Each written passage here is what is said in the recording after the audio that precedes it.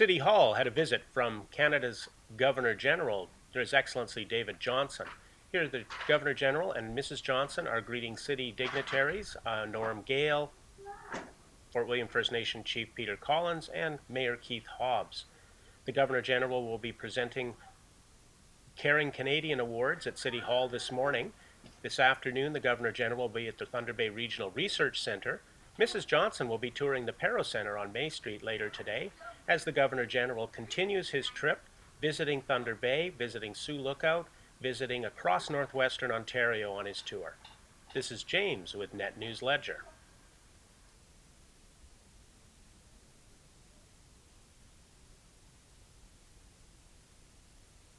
Please be seated. We'll do a swan.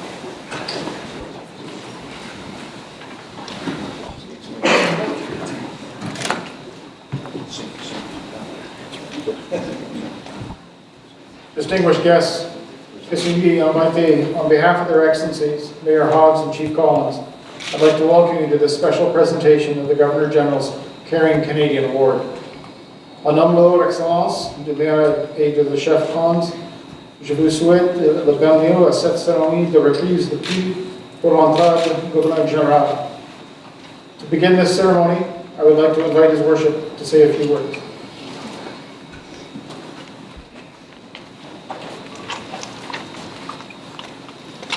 Thank you very much, Mr. Hannum.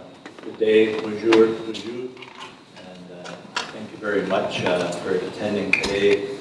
Your Excellencies, it's an honor and a privilege to welcome you to the City of Thunder Bay.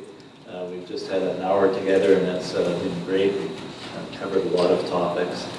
I just wanted to recognize that we're on the traditional lands of the Fort William First Nation and the Robinson Superior Treaty. And we also want to welcome Chief Peter Collins from Fort William First Nation here.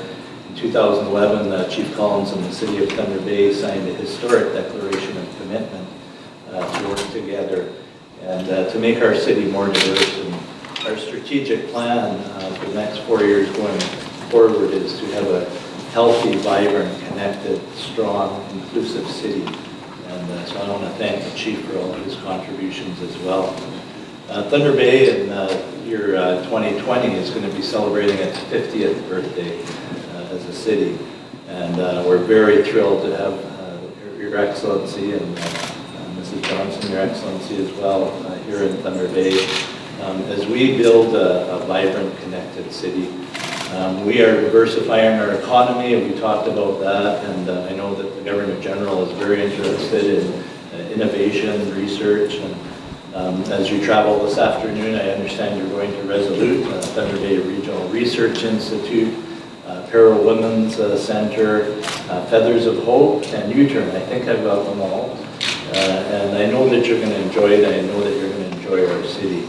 I just want to thank all those and congratulate all those caring Canadians as we're here to celebrate what you've done for our community. And I look at Jerome, Mr. Harvey, and even the world, Memo Cuba and what you've done. And I look around the audience, and you're all contributors to this great city of Thunder Bay and to this country and to the world. So thank you all. Miigwech, Your Excellency, again, thank you for coming to Thunder Bay today.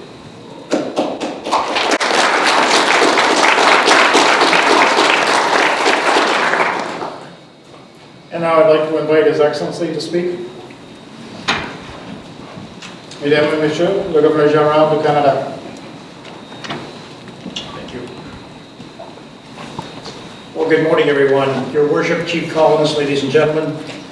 You know how they say it takes a village to raise a child? Remember that? It takes a village to raise a child? Well, I was that child. Many, many years ago, but I was that child. I've been to Thunder Bay many times, but I grew up in an exotic, faraway place you may have heard of, Sault Ste. Marie. Only in Canada could two cities on the same lake be 700 kilometers apart. One of the many things I've learned as Governor General is just how big this country is. And I've learned something else too, how caring it is. And that's what I want to talk about today.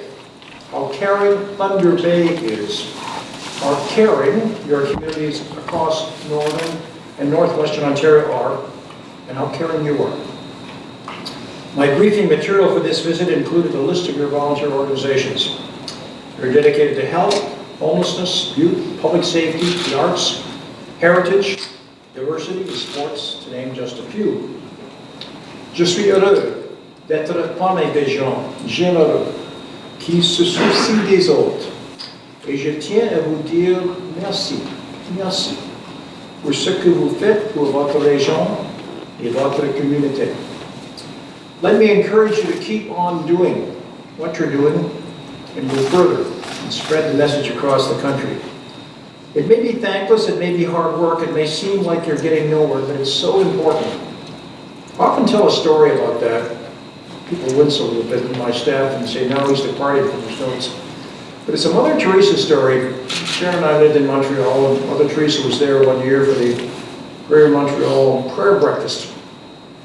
And about 50 of us gathered with her before the breakfast, and one of our neighbors said to her, Mother Teresa, we're so moved by your extraordinary work, what can we do to help? And I, being a university president of some years, thought she would say, we'll send a large check to my settlement operation in Calcutta, India, and we'll do good work with it. She said, look in your own neighborhoods.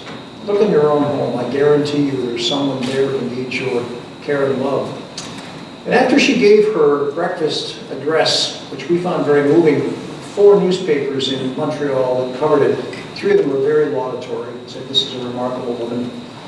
The 4th was a newspaper that I guess practiced what you call realpolitik in journalism, to kind of see things very dispassionately, unemotionally. Began by saying, this is a wonderful woman and she'll probably be canonized by the Roman Catholic Church, as she later was. But let's be practical.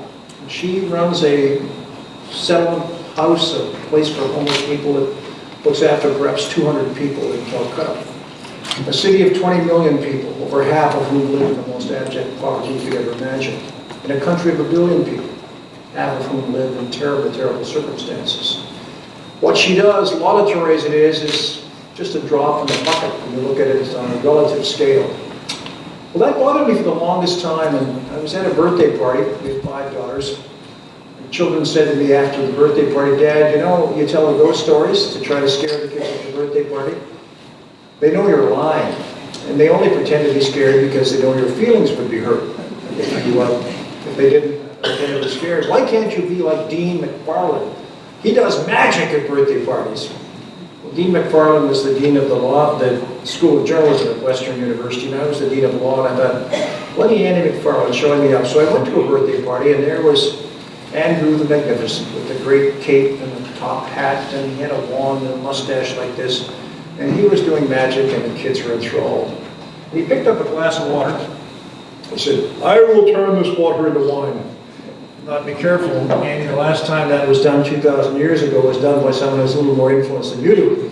And I was over here where Alex is standing in uniform, and I was watching his sleeves. A glass of water in one hand. He dropped a drop of red vegetable dye from an eyedropper into the glass of water.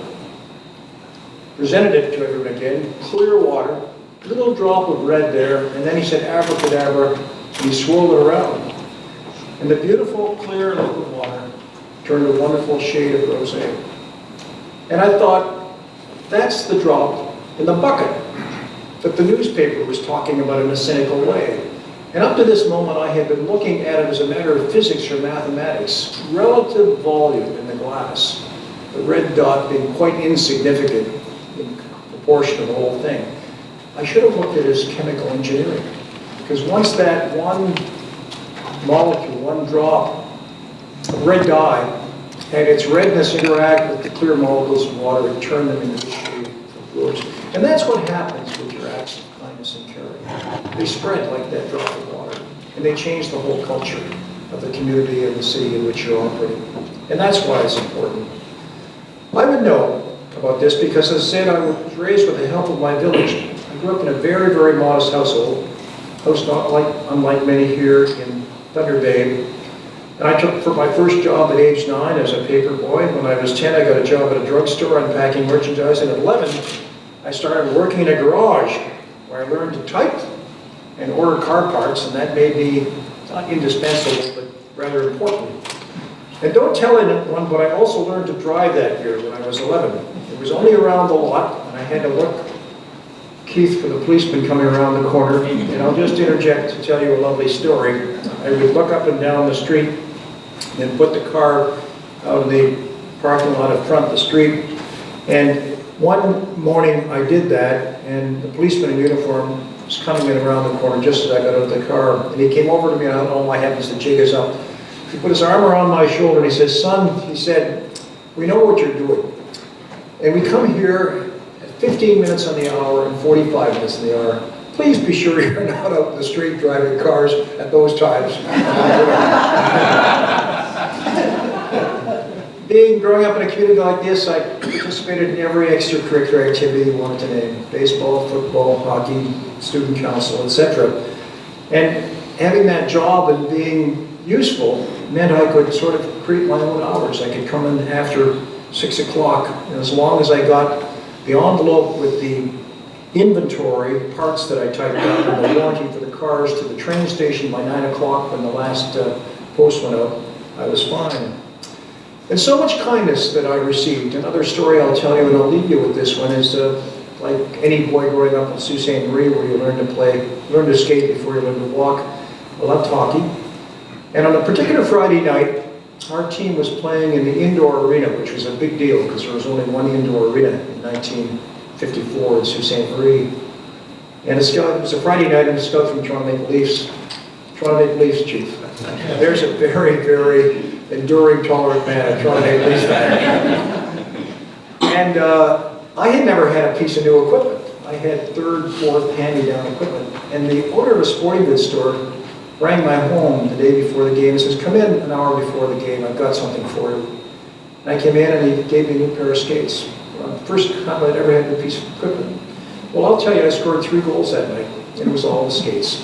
It was that kindness of that man I'll never forget. He wasn't a man of great wealth. He was of modest means too, but he cared.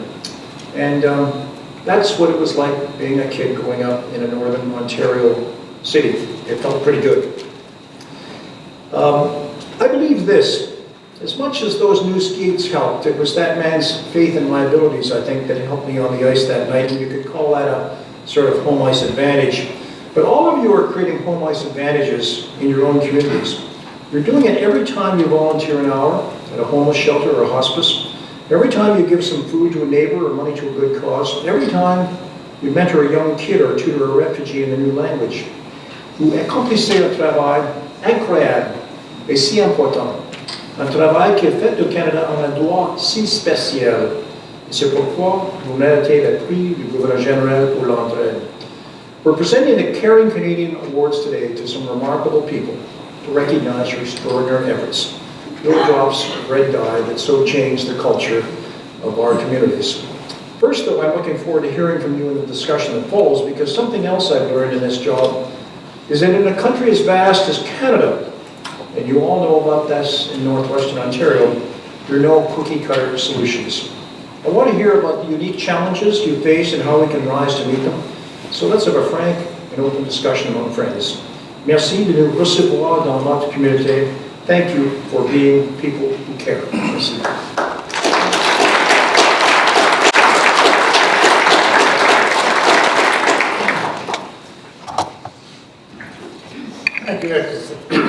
Thank you, Excellency. I'd now like to invite you to listen to a panel discussion on volunteerism in the community, moderated by Mr. Jared Zioff of the United Way. Following the panel discussion, we'll continue with the ceremony of the presentation of the Caring Canadian Award.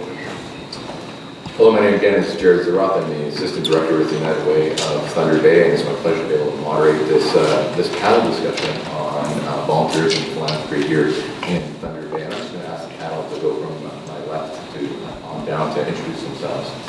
Good morning, I am Tessa Murray, and I am representing the Thunder Bay Association of Volunteer Administrators as the president, and I am the current volunteer coordinator at the Thunder Bay 55 Plus Center. My name is James Anderson. I'm the current president of Volunteer Thunder Bay. Good morning, I'm Glenn Craig. I'm the president and CEO of the Thunder Bay Regional Health Sciences Foundation, and we rely on hundreds of volunteers to do our work. And in the evening hours, I'm a lifelong volunteer. Had the honor of being the volunteer president of the Thunder Bay Historical Museum Society and the volunteer vice president of the Cambrian Players, as well as numerous other organizations. Great. We're just going to, again, enter into a discussion about volunteerism here and philanthropy here in Thunder Bay. We've got a few questions to start us off with. We're going to keep the discussion a little more organic.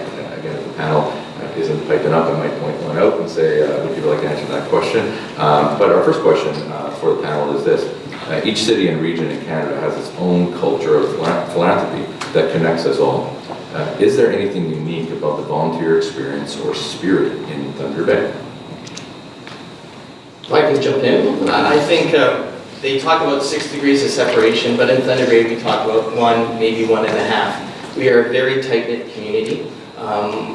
Neighborhoods, we are a community of neighborhoods, and I think when we are involved, we bring our whole entourage to become involved, and I think because we're that tight-knit organization and as a community, that volunteerism is extremely important here, and it is a great, this is the city with a giant heart.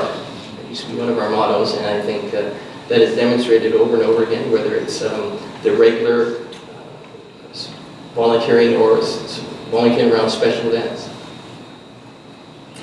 I think it's very important to remember here that we in Thunder Bay District cover a large area, and we are a large community with a small town feel. So you're very much going to show up at any event and know at least a few dozen people, if not almost everyone there. And to know that people in Thunder Bay are volunteering for causes that they are personally affected by, because we are a very, like Glenn said, a very tight-knit community, and it's important to remember that what you do here in Thunder Bay affects someone that you know and that you love, and that's very important. Yeah, just to build on what Glenn and Tessa already mentioned is, one thing I've learned in my life is that every person puts a veil in front of them, and every person's dealing with their own personal challenges, their own personal situation. It could either be themselves or it could be a family member.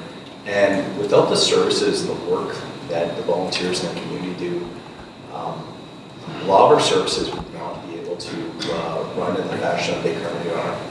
And, even I was talking to one organization, they put the cost of their volunteers that save their organization, that's tens of thousands of dollars a year, just bought through that work of the people of Thunder Bay. I think the other thing is our relative isolated nature. We have a real sense we need to do it ourselves. As His Excellency referred to about the great geographic distances between, so the next large metropolitan center, we are isolated here. We're a bit of an island, a petri dish, and I think we have a great self-reliance. So we're not looking for others to do it for us, we're going to do it for ourselves.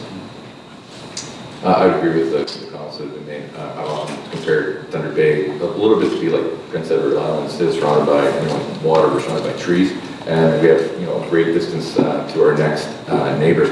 And it's funny, geography has a way of being able to affect you. Your geography has a way of being able to make you different. And again, maybe we think back to the history of Thunder Bay. Even Thunder Bay at one time was cut off from the rest of the country. So there's a culture that has been created, that has been passed down, hopefully been passed down, that makes us, that no one's going to take care of us but us, that we need to look after our neighbors and our community, and all communities to some extent experience. I won't say this is completely unique about Thunder Bay, but there's just, as somebody that's from away, that we're laughing as far as the panel goes, that all three of you were born here, and the one that wasn't born here, I was born in Winnipeg and moved out west and to Vancouver Island. But what made me unique about this community that I experienced was just how, again, tight network, 120,000 person community can be. I can look out and see volunteer faces that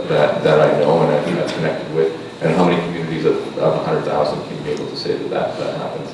It's a great network, I'd say tight, one big neighborhood that looks after each other. All right, so when we talked a little bit about that value, we talked a little bit about that community spirit that is there. The biggest concern in some sense is that value. Does that value stop?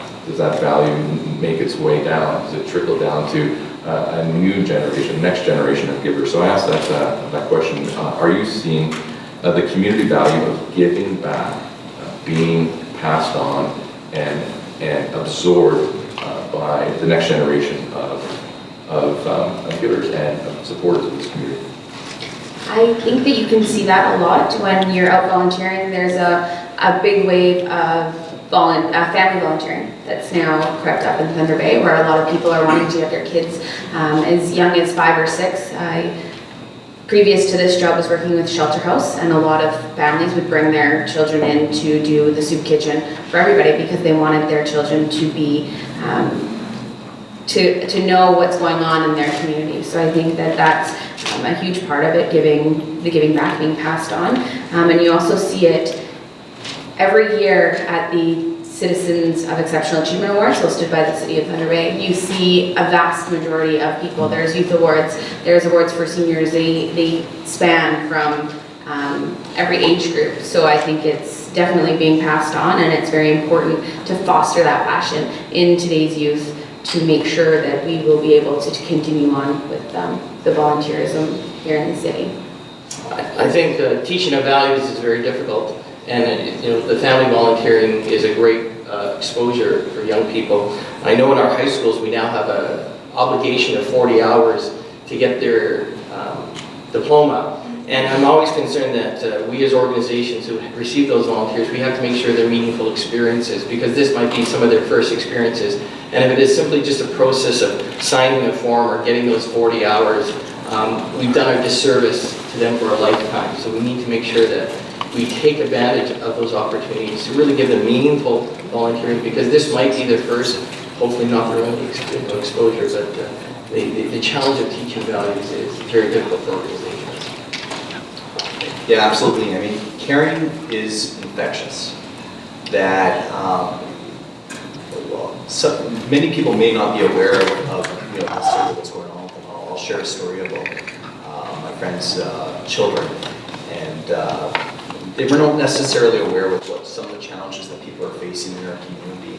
And taking them out to a couple volunteer events have opened their eyes and made them more caring, have made them more willing to volunteer. And building on what Tessa and Glenn both said is, if they have to be volunteering in something that they really care about and that they enjoy, and if you do that, that will drive them, like that fire in their bellies, to go out there and help change the world. Just further to that, I think that there's a lot of youth today that think that they can always do things better. So to allow them to see that there's that opportunity to help change things and to help do them better and to help make them bigger is definitely going to empower them to want to continue to volunteer and continue to give back to the community that they will then be living in, hopefully, for generations to come. Glenn, thanks for bringing that up. I mean, we talked a little bit earlier about that, and again, there's the struggle of how do you pass values down in a meaningful way. We have a 40-hour program through high school. My kids are both in high school. They both completed their 40 hours and been exposed to giving back to the community. But again, I think the best looking at families, looking at individuals that are here that are volunteering. Most likely that a lot of you are volunteering because you experienced somebody who volunteered in your life, that you were exposed to the reality of that. And for me, I was a terrible Sunday school student, and I had some great teachers that were giving up their time, and that just it had an effect on my life, right? To be able to see people that are giving back that way. For my daughter, for her, it's been the hockey experience. She's done her hockey career with playing with the Queens, but she has said, I can't wait to coach. I can't wait to give back and be that way. And to understand that there's coaches out there that put up with that abuse and go on trips, and it's a crazy experience. But there is it's exposing individuals from a volunteer experience that they've seen a volunteer in their life. I feel that it's best passed down. Anecdotally for myself, I was one of the panel members, or one of the judges for the NOVA Awards, which is the top 20 under 40 Ontario had to go through 120 applications of individuals that were applying for the award. 95% of those in Northern Ontario that applied for the award had a high level of philanthropic activity that were involved. And those that didn't have a high level of philanthropic activity, they admitted that the ones that didn't, they were new to the country. And it's been, and they were just beginning to experience this idea of giving back and philanthropy, and had planned to get involved in some way. So Thunder Bay and Northern Ontario, a bit contagious. People are still caring for each other in a meaningful way. And I think that I think my organization, and your organization, all our organizations are in relatively good shape to see the next generation of individuals giving back to our communities.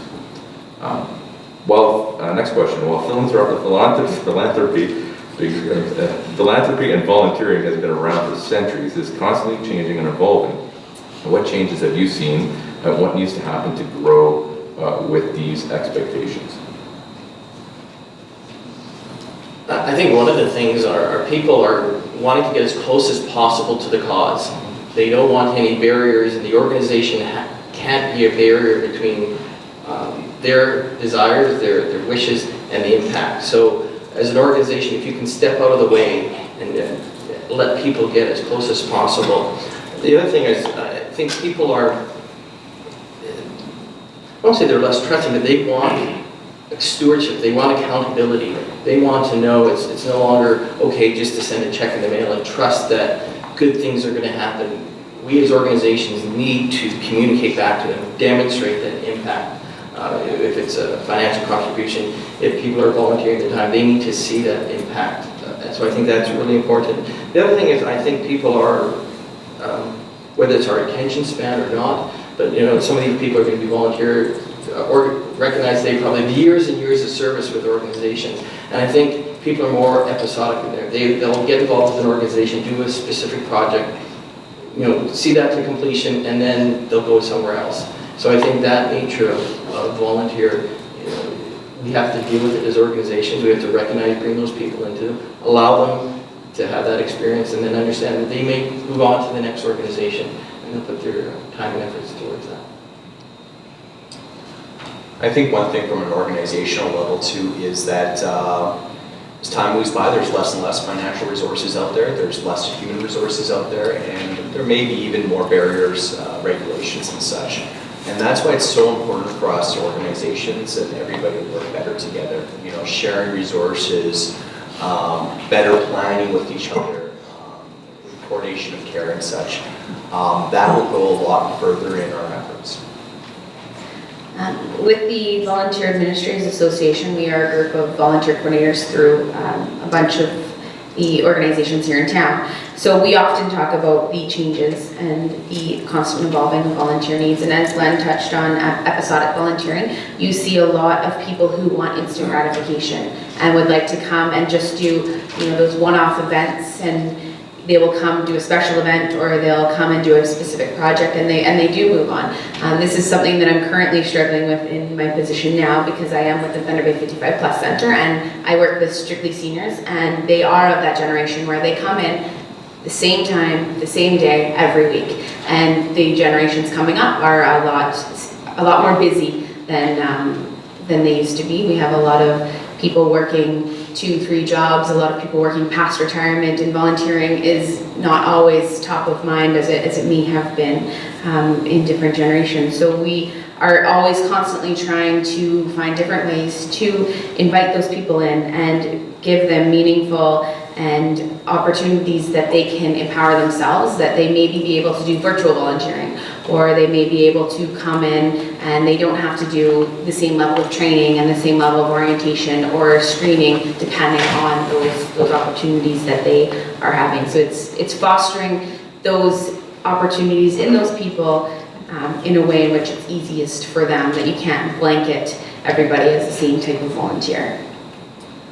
I think, again, I agree with everything that's been saying here. Again, as we see as an organization, I think that as organizations, as the United Way, as the Hospital Foundation, as as the Fest Center, and as a volunteer there at Thunder Bay, we have to kind of have to get a little bit over ourselves. We do not own you. You are not our volunteer. You are a volunteer. You are a person that cares deeply about our community and wants to make an impact wherever your heart is leading you. And so we share resources. We share you, and we're very happy to share you. And we kind of have to get over that component of you're the owner of your time and your impact. And again, I guess agree with what's been said that as volunteers, you want to see impact. You want to be able to see what difference am I making? When I give of my time, my talent, my resources, show me. And as organizations, we have to do a good job of being able to communicate that back to you, to say, this is the impact that your time, that your talent, and your resources are making on our community. I don't know how we could time. Wow. A couple more minutes, we've got one time for one more question, it looks like. So let's end with this. What have you seen that ignites the impulse to give of a person's time, talent, and resources? What barriers have you seen to giving this way? I think the main impulses for people to give their time and talents is how they've been personally affected. You see a lot of people who will donate and give their time to organizations that has affected their families, whether it be healthcare or you see a lot with the cancer and heart and stroke. So a lot of it is that things that they have been personally affected by, or it's also on the flip side, things that they may have not had as much input or effect on, but they would like to see that. And you see it a lot in today's youth, which are, they want to see a better tomorrow for our community. So they create these amazing opportunities for themselves to help not only themselves grow as individuals, but also help our community grow. And I think that the main thing is recognizing why people are there and helping to foster that further in their volunteer experience and as they're donating as well. I think, I think of Stephen Levitt's book in Freakonomics. He talked about incentives, having to understand what people's incentives are. As Tessa talked about, you can have a blanket approach. If you approach people as individuals and understand what's their incentive, what are they looking at? This has to be a symbiotic relationship. We as an organization are getting something out of it, but the volunteers have to get something out of it as well. And if it's not a win on both sides of the equation, then it's not going to continue. So if we understand and appreciate and try to align those incentives, then we'll be more successful. So I think everybody's going to approach it, yes, from personal experience, or maybe it's a young person who's looking to build experiences. That's all right. We have to understand and get alignment with those incentives, and then we will have a positive outcome. Volunteerism is a great way to find out more about yourself. Through your experiences, you might find what activities you like to participate in, what skills you like to build on and such. And organizations that foster that help people learn, that empower people to make the changes that they want to make, are the ones that are going to benefit from the most and are going to benefit those volunteering the most. I think people need to be personally asked in a respectful way. People want to be discovered. Here I am, I've got gifts, abilities, and talents, and they want to be discovered. And I find Thunder Bay particularly, I'm not going to say going to let you put an ad, I'm not going to say raise your hand. You need that peer-to-peer ask to be able to say, come along with me, you'll enjoy this. This will be a joyful experience for you. And once people experience the joy, they come back to me and say, thank you for asking me. I would never have done that if you didn't ask me. Thank you for picking me up. And I've experienced an incredible amount of joy and ignites that work. And we all have workers in our organization who are asked on a personal level and who are experiencing the joy of volunteering and giving back to their community at this time. Thank you, Jerry. Panelist, I'd like to invite His Excellency for bringing a closing remark. Well,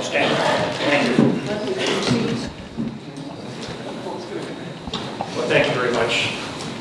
Premièrement, je veux dire un grand merci à nos collègues, nos amis pour les observations et pour l'inspiration pour les actes bénévoles et philanthropy. Thank you very much for your thoughts and insights. And thank you so much for having us here for this wonderful session of exchanging ideas. When I was installed in this post a little more than 5 years ago, the title of my installation speech was A Smart and Caring Nation, a Call to Service. And the three pillars, family and children, learning and innovation, philanthropy and volunteerism. Sharon has been particularly active in the family and children aspect, and even more particularly on mental health, and dealing with that in her own extraordinary ways. It's very appropriate, I think, for this office to be focused on the smart and caring aspects of Canada, and both adjectives are important, because one of the things that the Office of the Governor General does is honor and we hope inspire Canadians with our most important fundamental values. And I guess my goal as we look to 2017, our 150th anniversary, is that Canada and Canadians will be seen as uniquely smart, caring people. That it's almost in our DNA, or perhaps it is in our DNA. And we work constantly to ensure that all of our citizens share that sense of, yes, that's Canadian, eh? That it's in our DNA, that we are caring about one another, and we do it in very smart ways. When I finished high school in Sault Ste. Marie, I went to college in Boston, and I had a custom of donating blood in those days, and so I arrived at my university and I looked for the blood donor clinic on campus to go and donate blood, and there wasn't one. So I looked in the yellow pages of the telephone book and found the blood donor clinic, and got on the subway in Boston, and I got off, and I was in really a very, very crummy neighborhood, a very downtrodden neighborhood. I thought I got off the wrong stop, but there was the Red Cross sign, and I went over to it and came into the entryway, and here there were 11 homeless men sitting there waiting to give blood. They were the people there. And all of a sudden I realized that Canada was quite unique in that you don't get paid when you donate blood. These folks were getting, I think, $25 per pint, and you don't get charged when you go to the hospital to give blood. It was one of those revealing moments for me when I began to reflect on my country, what's distinct and unique about it, and I learned that Canada at that time, and still is one of the few countries in the world where you don't get paid to donate blood and you don't get charged when you have your blood used by someone else. Quite a remarkable experience, and it's that kind of unique Canadian quality that I think we want to build on. One of the joyful things about visits like this is we have the opportunity to visit a lot of communities across the country, and we share the stories. So the stories that you've been telling us today we'll share others, and what's going on here in Thunder Bay will encourage communities across the country to be smart and caring. We've been particularly struck by the response of Canadians to the Syrian refugee crisis, and we've all read the reports of that and how different nations have reacted. For me, it's been very heartwarming. I call it a my giving moment for all of Canada, and it's so grassroots. And of course, there's been criticism by some. One, aren't you importing terrorism? We think there are good answers to that. Two, you're looking after these Syrians, but what about other refugees? What about the people who are already here, homeless people and so on? Are you shutting them out?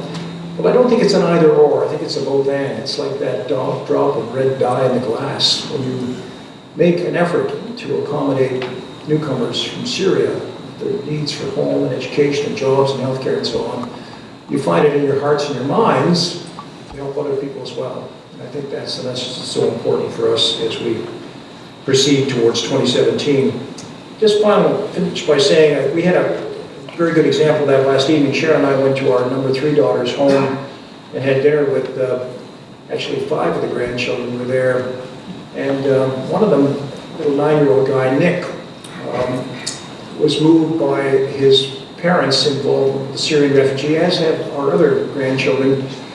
And they're both doctors, and they have taken on additional patients in their practices, which are closed to patients, but taken on additional patients amongst the Syrian families as their gesture, their initiative. So he said to his mom and dad, look, I'd like to do something too. I'm only 9 years old, I'm not a doctor, I can't take on any more patients, and I don't have very much in my piggy bank. But then he says, I have books, I could sell my books at school, grade 3, which he did. And that was quite something. I think he raised $90, and then he rented an obstacle to school is quite focused on charitable endeavor to teach the kids. And they have 3 charities they designate. One is the United Way, the second is a school in Key, and the third, I think, is a women's shelter. And his teacher said, well, Nick, it's wonderful that you've raised the $90, but you know, it has to go to one of the 3 charities. And then being quite inventive, she said, well, United Way, of course, sponsors perhaps 200 agencies in the community, and I'm sure we can find 2 or 3 which are refugees, which they did. And then the principal learned about this, and he said, well, Nick, now you can organize a book sale in grades 1 through 8. So there's a guy who's been entrepreneurial. That DNA has been passed on to him, and it's something that will be passed on to every youngster in his school. I could go on with those stories, but it's those stories that make Canada a very special country, and we're going to now proceed to a ceremony where we'll be honoring some very special people who aren't here because they're looking to be cited as heroes, they're the unsung heroes. But the beauty of citing them is it's such a inspiring example to all of us. When we see our neighbors doing great things, we say we can do that too. Thank you so much, Missy.